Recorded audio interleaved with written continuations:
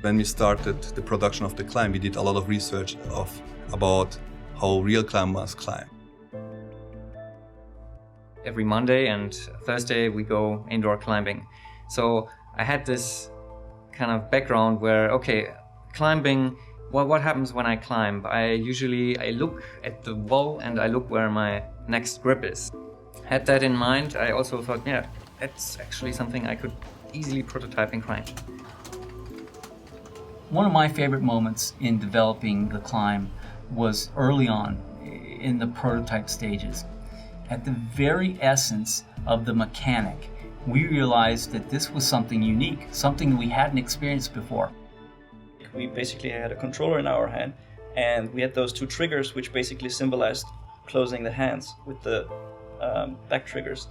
And the controls of where you go were basically head motion. And so you look where you want to go, and then you push the trigger, which is go here, go there. Immediately when in White Box, we realized that with the proper dressing of the environment, that could be a fantastic experience. And then with CryEngine, we can put together real quick vistas. And yeah, the moment we tried, it's okay, that's it.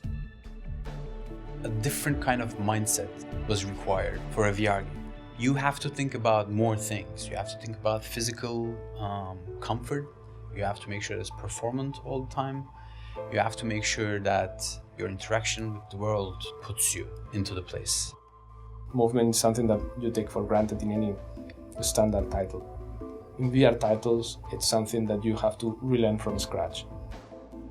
It is more challenging, but the challenges are not the same. They're actually different, and they're fresh.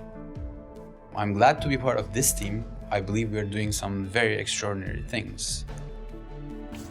You are hanging literally 100 meters above sea level on a rock. It's really, really cool. But there are also intense moments where you want to jump from A to B and to get a shortcut. These jumps are really intense. Since our acceleration curve for falling is absolutely realistic, that really sets your heart. Like when you grab on again. But then you realize, wow, man, I just traversed that 2-meter area so much faster than everybody else. Will be great on my time. After a while, you start like, can I do that while I look down? Like, whoa! It's interesting when you talk about VR, because we're talking about presence in the 3D space. That presence allows you to feel very similar adrenaline, very similar excitement as you would if you were actually there. So if you want to know what it's like to climb a cliff face, you're actually going to get that feeling.